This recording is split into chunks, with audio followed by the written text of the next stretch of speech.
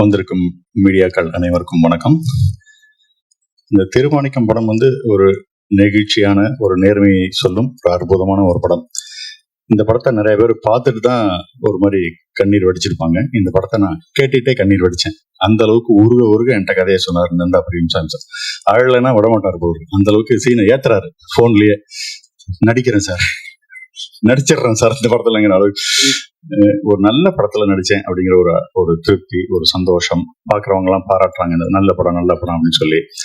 அப்படி ஒரு படம் நல்லா இருக்குங்கிறப்ப மீடியாக்களும் நல்ல அழகா சப்போர்ட் பண்ணி இதை நல்ல மக்கள்கிட்ட கொண்டு போய் சேர்க்கறதுக்கு பெரிய லெவல்ல ஹெல்ப் பண்ணீங்க. ரொம்ப சந்தோஷம். ZEE5ல வந்திருக்கிறது இன்னும் சூப்பரா இருக்கு. அது நாங்க பண்ணிருக்கிற அந்த டீம் பண்ணிருக்கிற அந்த ட்ரைலர் கட்டை விட ZEE5 பண்ணிருக்கிற ட்ரைலர் கட்டு செமத்தியா இருந்தது. ஸோ அதை பார்க்க வைக்கணுங்கிற அளவுக்கு அவங்களோட மெனக்கெடல், இதை கொண்டு போய் சேர்க்கறதுக்கு த்ரூ OTT மூலியமாவும் ஒரு விஷயத்த பண்ண வேண்டியிருக்கு. OTT தளத்துல இருக்கு, யார் வேணா பாத்துங்க அப்படின்னு இல்லாம அதை பார்க்க வைக்கிறதுக்கு அவங்க மெனக்கெட்டுறது ரொம்ப நல்லா இருக்கு. இந்த படம் சீரியஸாவே சமுத்திரகனி சார் ரொம்ப யதார்த்தமான ஆளு. பர்சனல் லைஃப்லயும் ஒரு நல்ல மனிதரா வாழ்ந்துட்டு இருக்கிற ஒரு ஆளு. அவருக்கு பொருத்தமான ஒரு ரோலா இருந்திருக்கு.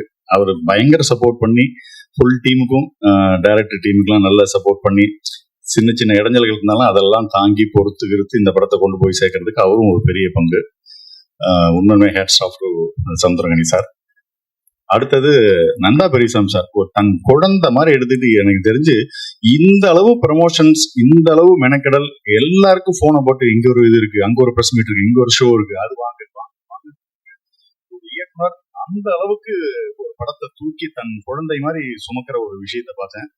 நந்தா பெரியசாமி சார் ஒரு நல்ல அழகான ஒரு ட்ராக்கை பிடிச்சிட்டாரு. ஜம்முன்னு ஒரு கதை சொல்லும் திறன், நல்ல மேக்கிங், எல்லாமே ஒரு சூட்சமத்தை கையில பிடிச்சிட்டாரு. இதுக்கப்புறம் அவருக்கு அடுத்தடுத்த விஷயங்கள், பெரிய பெரிய படங்கள், பெரிய பெரிய இதெல்லாம் இருக்கு. நல்ல பெரிய ஓஹோன்னு பேர் சொல்லும் ஒரு டைரக்டரா இன்னும் வரத்துக்கு என்னுடைய மனமார்ந்த வாழ்த்துக்கள். இந்த படம் பார்த்துட்டு நானும் என் ஃபேமிலியை வரும்போது, அப்பா இது மாதிரி உனக்கு ஏதாவது லாட்டரி டிக்கெட் கொடுத்தா நீ கொண்டு போய் கொடுப்பியாப்பா அப்படின்னு.